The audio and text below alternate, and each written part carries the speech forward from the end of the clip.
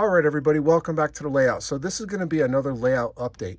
But before we get into the layout update, I just want to thank everybody who participated in my community page on giving me some information on what you like to see for future videos.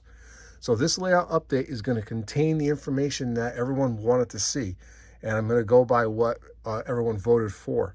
So tonight we're going to do a little layout update on the manufacturers. Then we're going to do a little mini op session.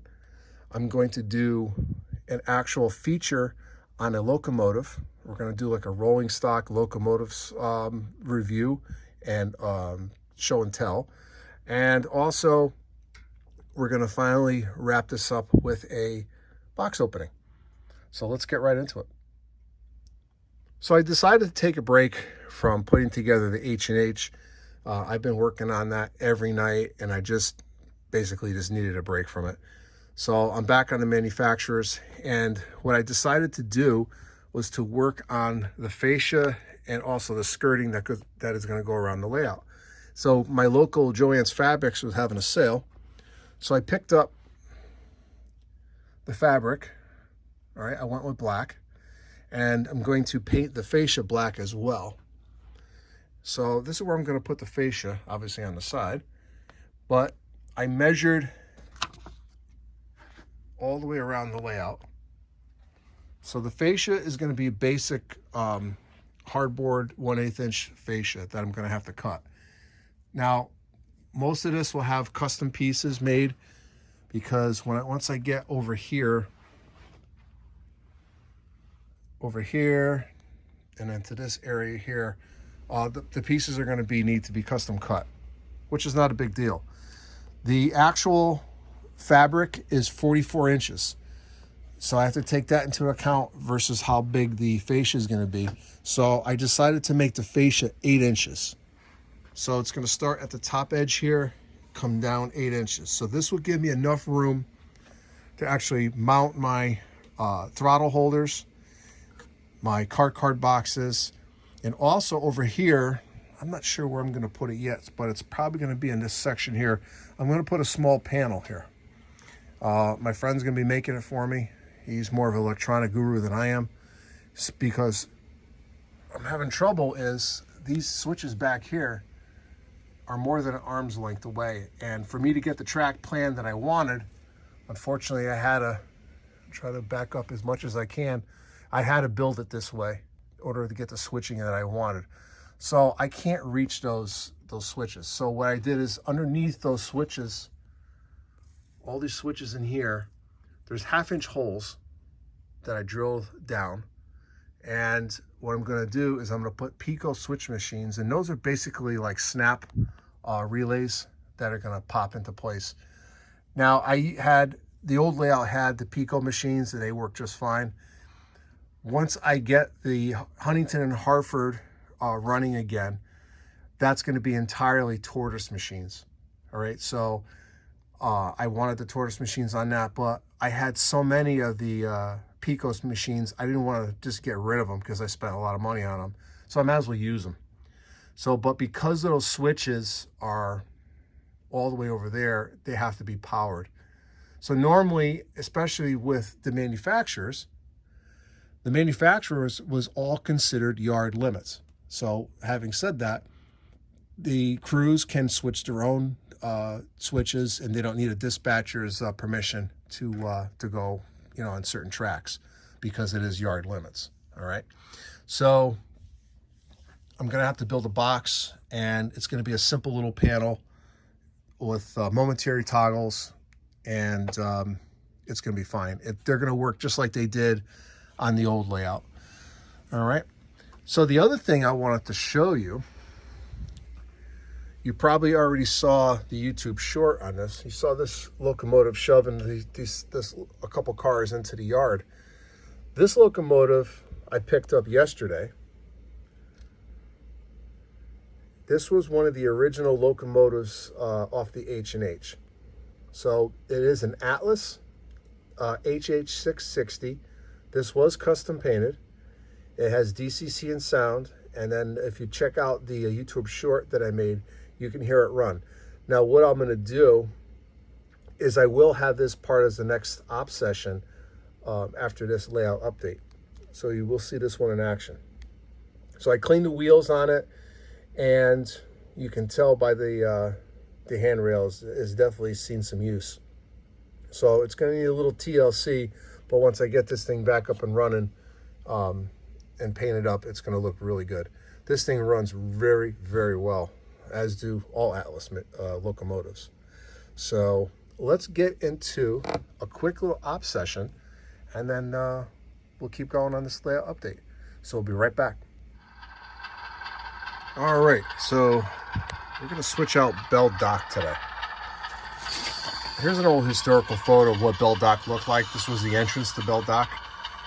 All right, so I try to duplicate that. You got the tanks here and the 3 tracks, and I try to do the same here to an extent, you know, just to try to make it realistic. So what we're going to do, put a small little switch list together. We got to take some cars and put them onto the bulk track. So the bulk track is this track right here. Here's our inbound. This is the Bell Dock branch. This is our manufacturers. So track 1, track 2, and the bulk track. So we're going to be moving the Rock Island car 7227, which is that one right there. The tank car behind it, the Reading Flat, this empty hopper here, the Monon, and also the D&H hopper, the empty. They're all going on the bulk track. They're heading out. All right. After that, we got to block the train for the next crew, but we have to block in order. So we have to block the C&O. This is going to be car number 1. This M&P is going to be car number 2. 3, 4, and 5. So basically, all we have to do is move 2 cars to block the train correctly. All right, so let's get started. I'm going to put the camera in my tripod, and we'll get started. All right, so what I'm going to do over here eventually on the layout is I'm going to put a background building right here, and that's going to be our yard office. Now, Bell Dock had its own yard office, and the locomotives that ran out of here were the HH660s. All right, so let's get started.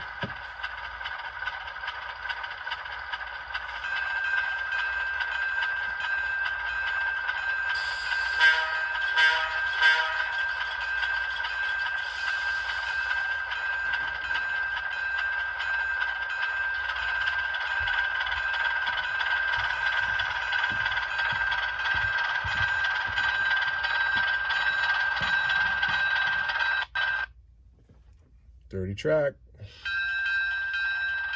Come on.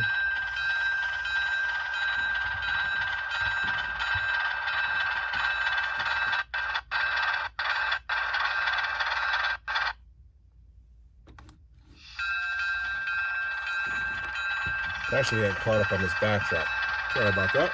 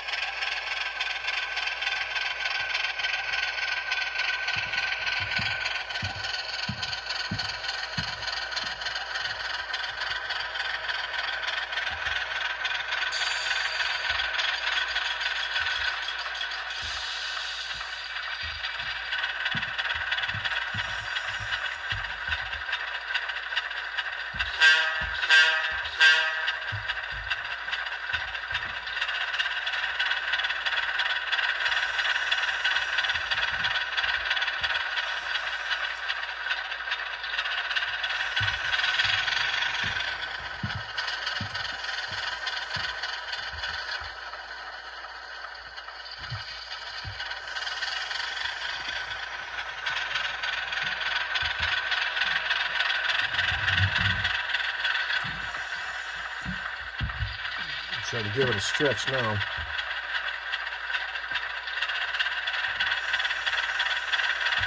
There we go.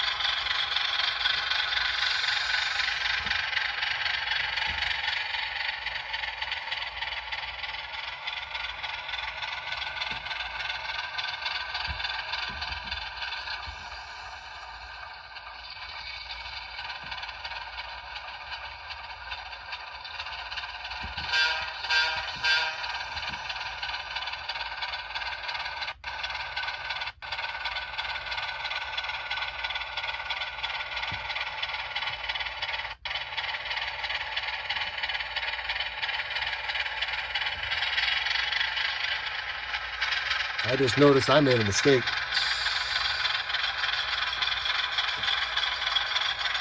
I forgot to grab the coal car. Coal car's not going back.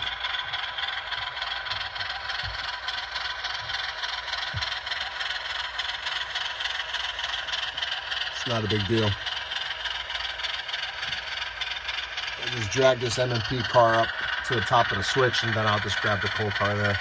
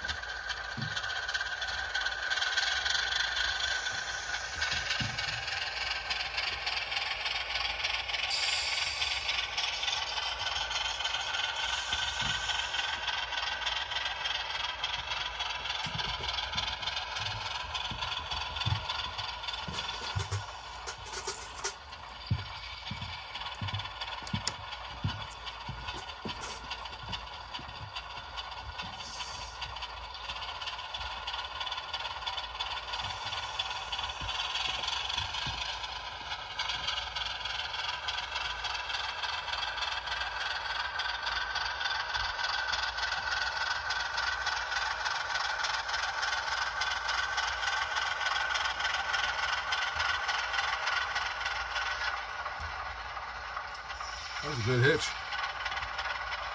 Now I can't see the coupler.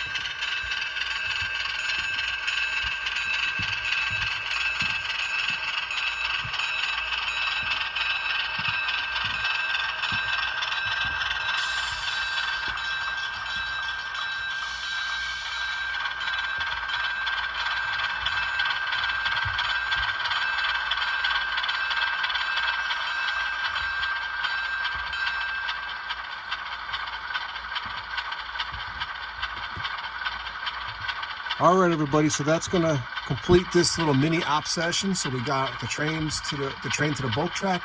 We also built our train for the next switching session. So we blocked it up and we're ready to go for the next crew. So I'm going to pause the video and then we're going to talk about a locomotive and then do a box opening. So we'll be right back. All right, everybody, welcome back. So I hope you enjoyed that little mini op session. And now we're going to move into our overview of rolling stock and locomotives. So this is as a result of a comment left by New Norfolk Railroad. And he basically wanted to see some New Haven rolling stock. And so what I decided to do is include locomotives as well. So this is going to be a regular segment on my layout updates to come. So I figure I'll start with this one. And this is a New Haven RS1, and it's also known as the DERS-1B, and the DERS stands for Diesel Electric Road Switcher, and the New Haven purchased 12 of these. They're 1,000 horsepower each. They do come with turbochargers. Now, what's really neat about it, it had 4 different paint schemes. It had a 539T motor, diesel locomotive. It was used both in freight and in passenger service. Now, you've probably seen some earlier switching videos that I had, and I like to use the S2s a lot. Now, basically, if you were to take away this section here, you basically have an S2. And what they did is they stretched out the frame, and they added a steam generator to it for the heat on the passenger cars, and they also added a water tank also for the steam. So if you look at the S2 that's sitting there, how similar it is to the RS1. All right. So like I said, the New Haven had 12 of these, starting with 0660. Now Atlas made these both in DC, DCC with sound. This one obviously is DC. This was given to me by a close friend, and I will eventually upgrade this locomotive to DCC and sound. Let's see, I wrote a couple notes down so I can go over all the different things. The 0667 through the 0671 got cab signals, and those locomotives are used on the Shoreline and also on the Hartford line in Connecticut. 9 of the units got radio telephones. All right, and let's see what else. Let's talk about some of the assignments. So these were purchased in 1948. They had, like I said before, they had 4 different paint schemes. Let's see. I'm looking through my notes. The 0666 actually blew up.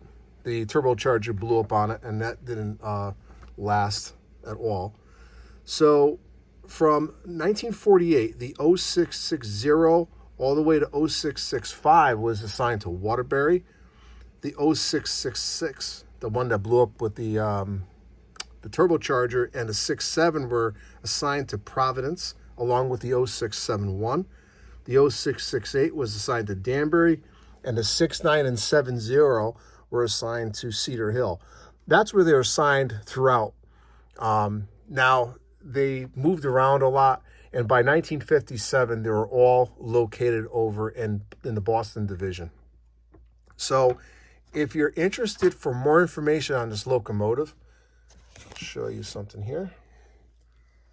This issue of Shoreliner features the New Haven Elko RS1, Volume 30, Issue 4. If you're not a member of the NERSHA group, and this is the New Haven Historical Society, and if you're a New Haven railroader or a modeler, highly recommend that you join this organization. All right? So that's basically it for this locomotive. Again, I will be upgrading this locomotive to DCC and sound, and we'll go from there. Oh, one other thing I wanted to say about this. Most of these ran up to 1965, and a lot of them were condemned and replaced. They proved to be underpowered, unfortunately. So here comes the RS2s and then also the RS3s. But we'll feature those at a later video. So let's pause the video. We're going to do a quick box opening, and then we're going to wrap up this layout update. We'll be right back. All right, everybody. So we're going to do a quick box opening, and basically open the box because this is where I have my camera. And it is a Atlas H1644 number 594.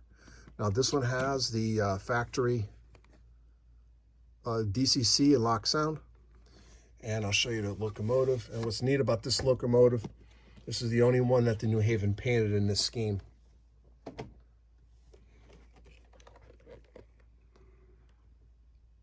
All right, so that's the 594. So at the next layout update, I will possibly talk about this locomotive and even run it so we can hear it. Very nice locomotive, and this is made by Atlas again. They make some great locomotives. If you want a reliable locomotive that doesn't break down, definitely go with an Atlas. All these locomotives that you see on the layout right now are all Atlas. So I'm very happy with those types of locomotives. They make great products. So this is going to wrap up today's layout update. I will be coming out with more layout updates in the future. We're approaching the holiday season, so you know, doing layout updates is going to be a little tough, but I'll do the best I can to get them out. But I really appreciate everyone's comments on my community page. The information is very helpful for me developing content that you guys want. So I hope everybody has a great Christmas and a great holiday season. So this is Ron at New Haven Rails signing off. Thanks for watching this layout update. Have a great night. Have a great weekend. Merry Christmas. Happy holidays. And I'll see you at the next layout update. Good night, everybody.